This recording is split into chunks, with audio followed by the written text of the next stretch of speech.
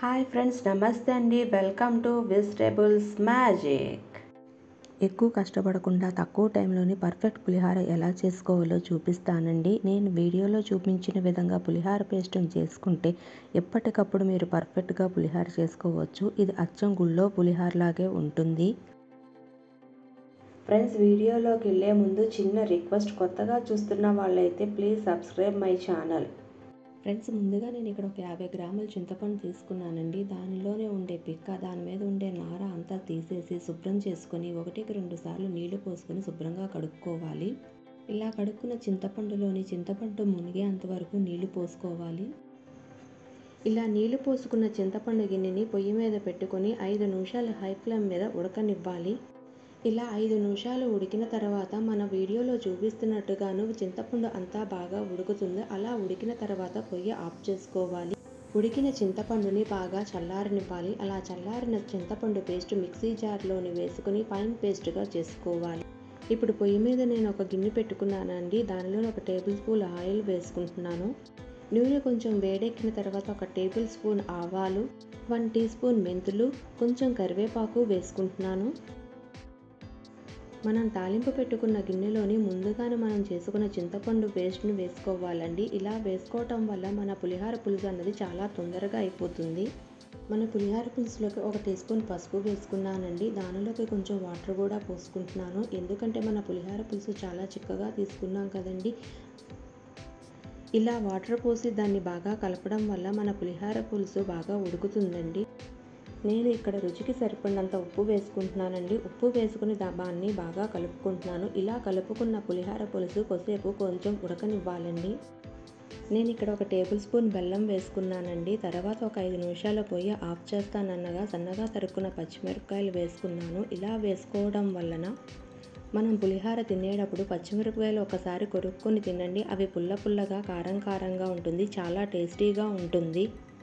సన్నగా తరిగిన 1 ఇంచ్ అల్లం ముక్కల్ని పులిహార పులుసులో వేసుకోవాలండి. ఇలా వేసుకున్న పులిహార పులుసుని బాగా ఉడకనివ్వాలి. ఇలా ఉడికిన తర్వాత నూనె పైకి తేలుతుందండి. ఇలా పులిహార పులుసులోని నూనె పైకి తేలుతుంది అంటే పులిహార పులుసు ఉడికినట్టేనండి. ఇప్పుడు పొయ్యి ఆఫ్ చేసేయచ్చు.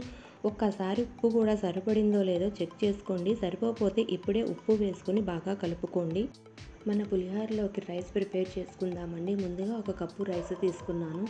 దాన్ని శుభ్రంగా 1కి 2 సార్లు నీళ్ళతో కడుక్కోవాలండి. ఇలా శుభ్రంగా కడుక్కున్న బియ్యంలోకి మామూలు కన్నా నీళ్లు కొంచెం తక్కువ పోసుకోవాలి. ఇలా పోసుకోవడం వల్ల మన బియ్యం అన్నది బాగా పొడిపొడిలాడుతూ ఉంటుంది. మన పులిహార కోసం కడుక్కున్న బియ్యంలోకి 2 కప్పులు నీళ్లు పోసుకోవాలి.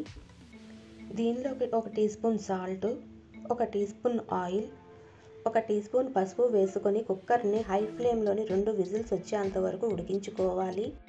ఇలా ఉడికించిన రైస్ని ఒక ప్లేట్లోకి కానీ, ఒక వెడల్పాటి గిన్నెలోకి కానీ తీసుకొని కొంచెం చల్లారి పెట్టుకోండి. ఒక ప్యాన్ పెట్టుకొని దానిలోకి 2 టేబుల్ స్పూన్ ఆయిల్ని యాడ్ చేసుకోండి. దీనిలోకి 2 టేబుల్ స్పూన్ వేసిన గుళ్ళు, టేబుల్ స్పూన్ పచ్చిశనగపప్పు, అలాగే దీనిలోకి 2 టేబుల్ స్పూన్ మినప్పప్పు, తర్వాత దీనిలోకి మధ్యలోకి కట్ చేసిన 4 పచ్చిమిరపకాయలని యాడ్ చేసుకోండి. తర్వాత దీనిలోకి 3 ఎండుమిరపకాయలు వేసుకొని కొంచెం కరివేపాకు వేసుకొని తాలింపు అంతా దోరగా వేగేంత వరకు 2 నిమిషాలు వేపుకోండి. ఇలా వేగిన తాలింపులోకి 1 టీ స్పూన్ ఇంగువను యాడ్ చేసుకొని మిక్స్ చేసుకొని స్టవ్ ఆఫ్ చేసుకోండి. ఇలా తాలింపు పెట్టుకున్న దానిని మనం ఇందాకలా చల్లార పెట్టుకున్న అన్నంలోకి వేసుకొని ఒక్కసారి బాగా కలుపుకోండి. తర్వాత చింతపండు గుజ్జును సరిపడినంత వేసుకొని బాగా కలుపుకోండి. మిగిలిన చింతపండు గుజ్జుని ఒక ఎయిర్ టైట్ బాక్స్లోకి తీసుకొని దానిని ఫ్రిడ్జ్లో పెట్టుకుంటే 6 నెలల వరకు స్టోర్ చేసుకోవచ్చు.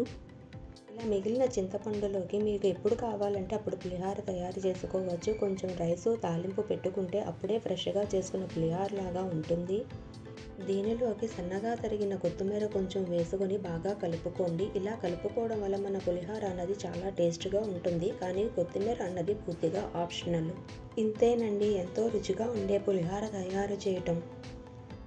ఫ్రెండ్స్, ఈ వీడియో కానీ మీకు నచ్చినట్టయితే మీ ఫ్రెండ్స్ అండ్ రిలేటివ్స్కి షేర్ చేయండి. అంతేకాదు లైక్ చేయడం మాత్రం మర్చిపోవద్దు. Please subscribe our channel. Thanks for watching.